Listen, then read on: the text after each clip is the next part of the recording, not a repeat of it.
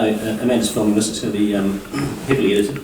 I kind of got bugged because I was there for that whole meeting, and then I was there out the back while he was talking to the media.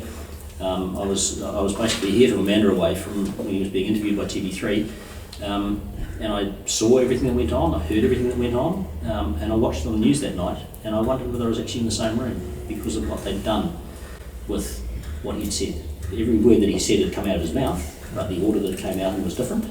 The bits of stories that were spliced in between were different, and they had engineered and manipulated that to give a completely different impression. And that kind of bugged me, that sort of thing has always bugged me. So I thought, right, I'm going to get on side. So I did, and cut a long story short, here I am. The way that the tea leaves are pointing, if you like, shows that there's a mood for change that's global. It's not just New Zealand, it's all around the world. We've seen the establishment get thrown out with the Brexit vote in the UK. We've seen the establishment get a beating with Trump's victory in the US. We saw the Liberal Party in Canada go from being the third party of Canadian politics to being a majority government.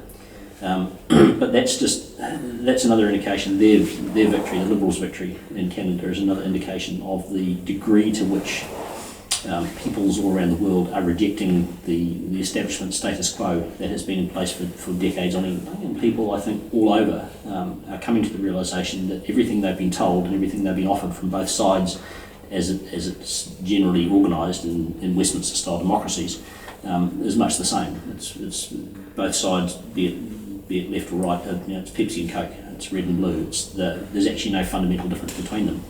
And neither side has delivered the things that they promised. Neither side has delivered the things that the people actually want and need.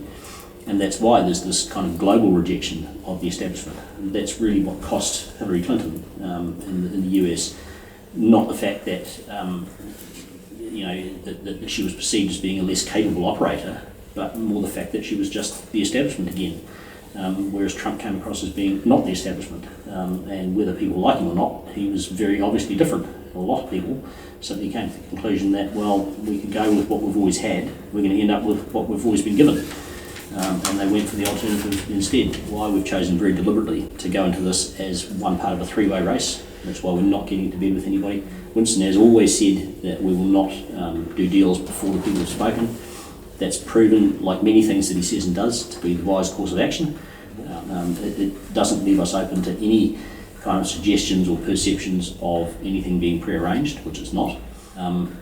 We're being looked at by the public, the people generally, as the other option. They have seen what either side can deliver, what they have delivered over the last 30-something years.